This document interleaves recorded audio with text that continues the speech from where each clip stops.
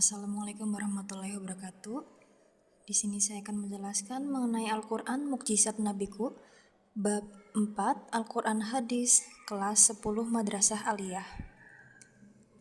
Di sini ada peta konsep mengenai kemukjizatan. Yang pertama ada pengertian kemukjizatan, yang kedua ada aspek kemukjizatan Al-Quran, yang ketiga ada I'jazul Quran atau kemukjizatan Al-Quran, yang keempat ada macam-macam mukjizat Al-Quran, yang kelima ada syarat-syarat mukjizat Al-Quran. Selanjutnya ada pengertian dari mukjizat. Kata ini berarti melemahkan atau mengalahkan lawan.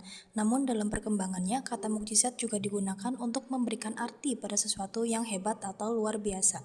Dalam penggunaannya, kata mukjizat hanya diperuntukkan kepada hal-hal luar biasa yang dikaruniakan oleh Allah Subhanahu wa taala kepada para nabi dan rasul.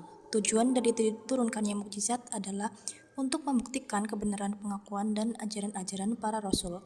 Tujuan ini khususnya berkenaan dengan tantangan yang harus dihadapi oleh para nabi dan rasul saat berdakwah. Mukjizat berfungsi sebagai bukti atas kebenaran pengakuan kenabian dan kerasulan mereka, bahwa mereka adalah benar-benar para nabi dan rasul utusan Allah yang membawa risalah kebenaran dari Allah Subhanahu wa taala. Dengan datangnya mukjizat, para nabi dan rasul mampu melemahkan dan mengalahkan orang-orang kafir yang menentang dan tidak mengakui atas kebenaran kenabian dan kerasulan mereka. Selanjutnya ada syarat-syarat mukjizat. Yang pertama, sesuatu yang tidak sanggup dilakukan oleh siapapun selain Allah. Yang kedua, mukjizat adalah sesuatu yang tidak sesuai dengan kebiasaan dan berlawanan dengan hukum alam atau sunatullah. Yang ketiga, mukjizat harus berupa hal yang dijadikan saksi oleh seseorang yang mengaku membawa risalah ilahi sebagai bukti atas kebenaran pengakuannya.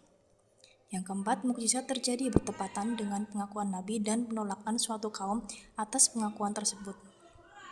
Yang terakhir, tidak ada seorang manusia pun, bahkan jin sekalipun, yang dapat mengalahkan suatu mukjizat yang sudah diberikan oleh Allah.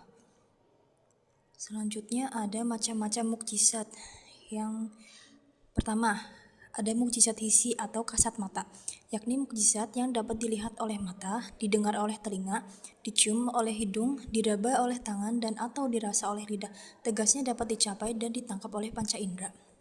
Mukjizat ini sengaja ditunjukkan atau diperlihatkan manusia biasa, yakni mereka yang tidak biasa menggunakan kecerdasan akal pikirannya, yang tidak cakap pandangan mata hatinya, dan rendah budi dan perasaannya. Karena bisa dicapai dengan panca indera, maka mukjizat ini bisa juga disebut sebagai mukjizat indrawi.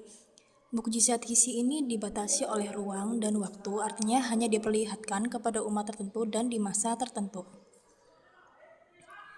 Yang kedua, ada yang namanya mukjizat manawi atau tidak kasat mata, yakni mukjizat yang tidak mungkin dapat dicapai dengan kekuatan panca indera, tapi harus dicapai dengan kekuatan akli atau dengan kecerdasan pikiran intelektual atau mata batin. Karena orang tidak akan mungkin mengenal mukjizat maknawi ini melainkan orang yang berpikir sehat, cerdas, bermata hati, berbudi luhur, dan yang suka mempergunakan kecerdasan pikirannya dengan jernih serta jujur. Karena harus menggunakan akal pikiran untuk mencapainya, maka bisa disebut juga mukjizat akli atau mukjizat rasional. Selanjutnya ada pengertian i'jaz Al-Quran. I'jaz Al-Quran adalah teguhnya kehebatan Al-Quran di hadapan kelemahan manusia dan jin yang tidak akan mampu membuat karya sehebat Al-Quran. Kemukjizatan Al-Quran menumbuhkan kesadaran pada manusia bahwa Al-Quran adalah nyata-nyata wahyu Allah Subhanahu wa taala dan sekaligus merupakan bukti kerasulan Muhammad SAW, bahwa Al-Quran bukan sama sekali karangan Nabi Muhammad SAW.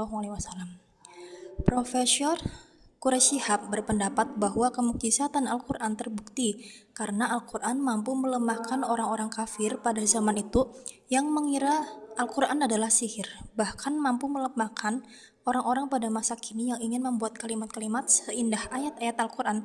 Sungguh siapapun tidak akan mampu membuatnya. Selanjutnya lagi ada aspek-aspek kemukjizatan Al-Quran menurut Profesor Dr. Haji Said Agil Husain merumuskan bahwa yang pertama susunan bahasa yang sangat indah, adanya uslub atau gaya bahasa yang luar biasa. Yang ketiga, sifat agung yang tidak mungkin lagi seorang makhluk untuk mendatangkan hal seperti Al-Quran. Yang keempat, bentuk undang-undang yang jelas dan sempurna melebihi setiap undang-undang buatan manusia. Jadi hukum yang ada di dalam Al-Quran itu jelas ya, karena bukan buatan manusia, dan adil. Yang kelima, mengabarkan hal-hal gaib yang tidak bisa diketahui kecuali dengan wahyu. Yang keenam, tidak bertentangan dengan pengetahuan umum yang dipastikan kebenarannya. Yang ketujuh, menepati janji dan ancaman yang telah dikabarkan di dalamnya. Yang kedelapan, memenuhi segala kebutuhan manusia karena Al-Quran adalah pedoman hidup manusia. Yang kesembilan, berpengaruh kepada hati pengikut dan musuh atau orang yang menentangnya. Buku referensi Al-Quran Hadis kelas 10 Madrasah Aliyah. Terima kasih, semoga bermanfaat teman-teman.